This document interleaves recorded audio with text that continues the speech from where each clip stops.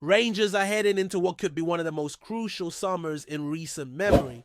After another season that fell short of expectations, the message is crystal clear.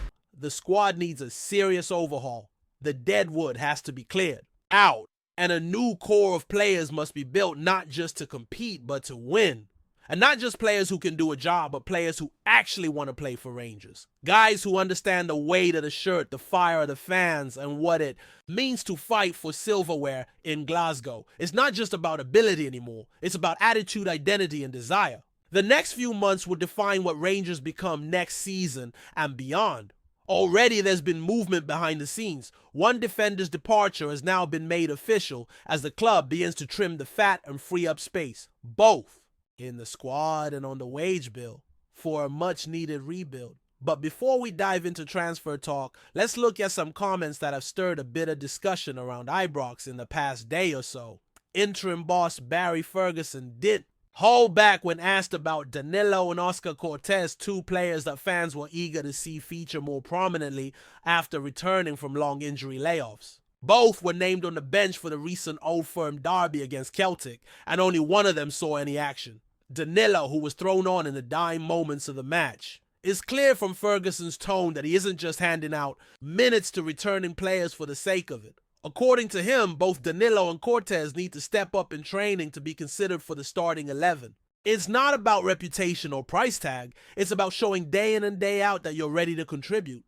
Ferguson acknowledged their injury setbacks, but was firm in saying that the intensity of Rangers training requires a certain level of sharpness and commitment. And right now, they're not quite there yet.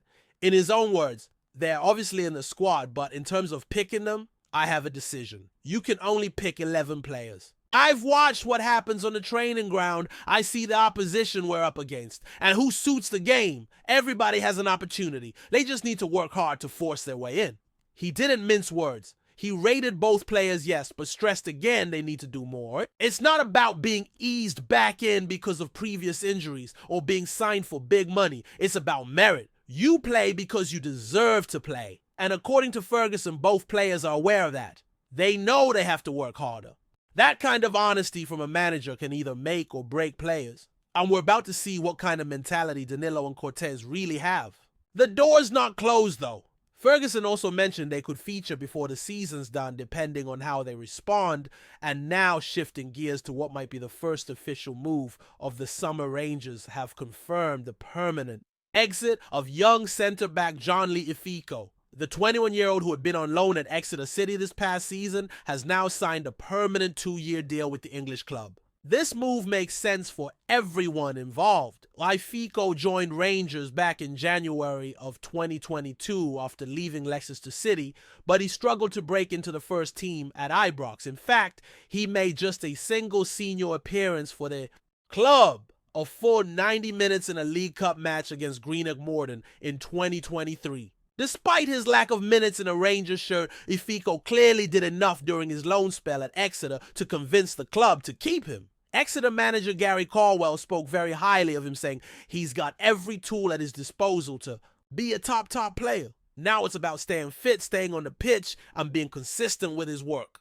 That's strong praise, and it tells you there's potential there. But potential alone isn't enough to make it at Rangers. Ifeko may go on to have a solid career in England, but the level and the pressure at Ibrox demands something different. It's a clean break and probably the best outcome for both parties.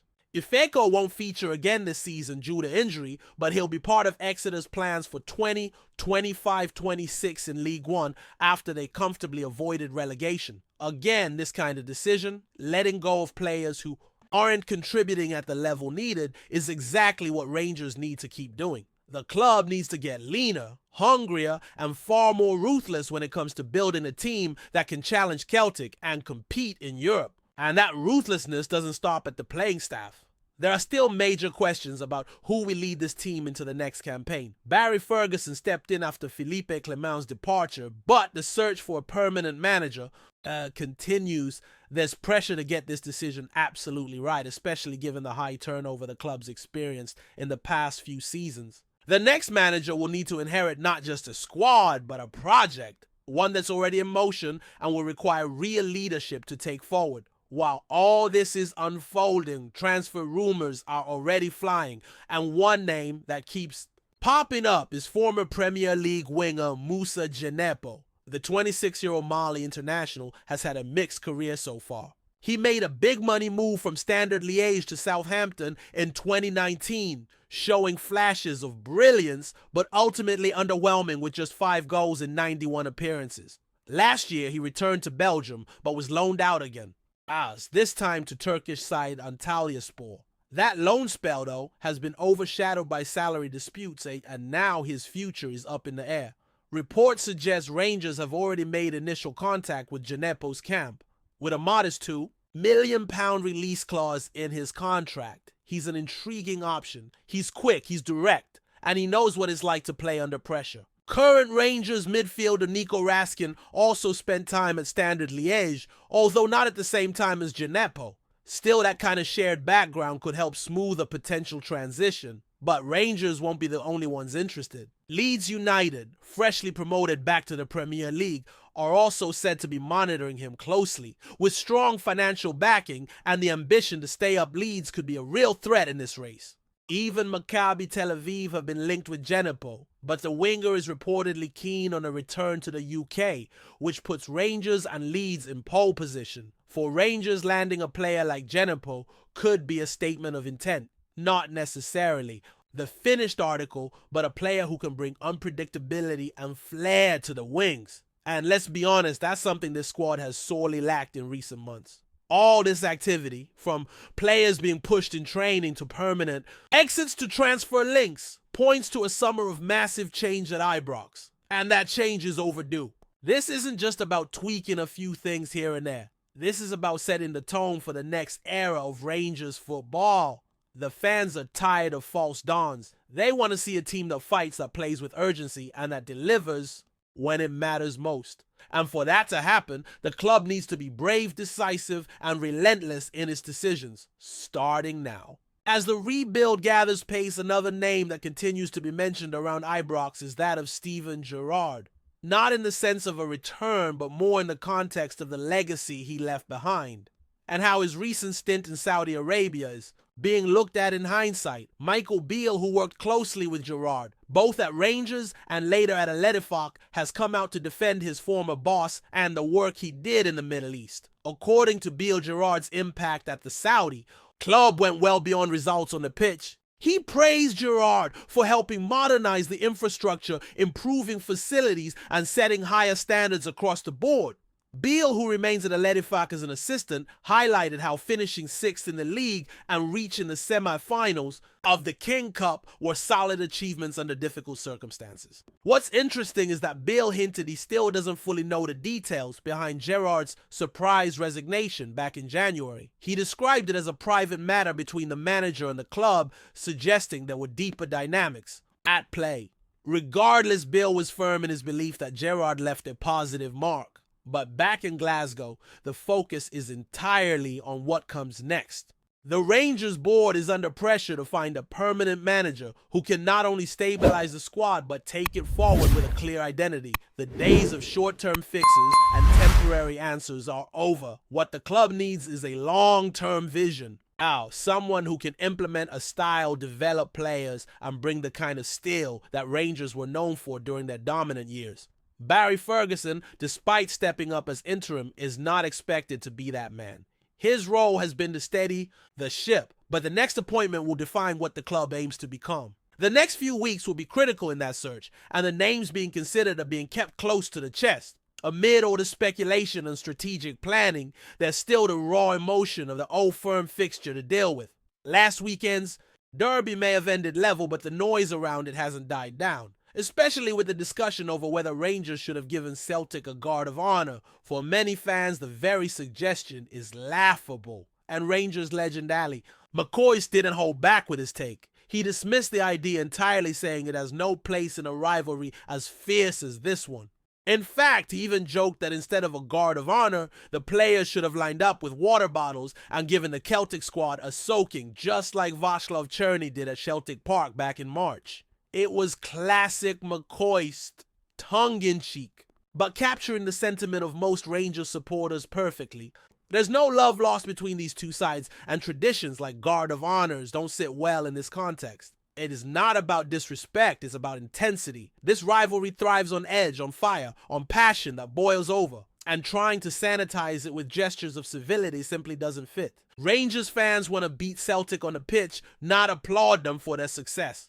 And with the gap still visible, there's a burning desire to close it as quickly as possible. That desire is fueling everything around the club right now, from training ground standards to transfer strategy.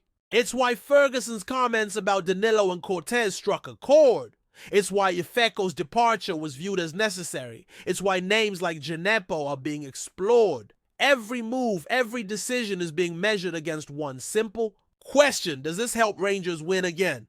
Because that's all that matters. Not top four, not moral victories, titles, cups, glory.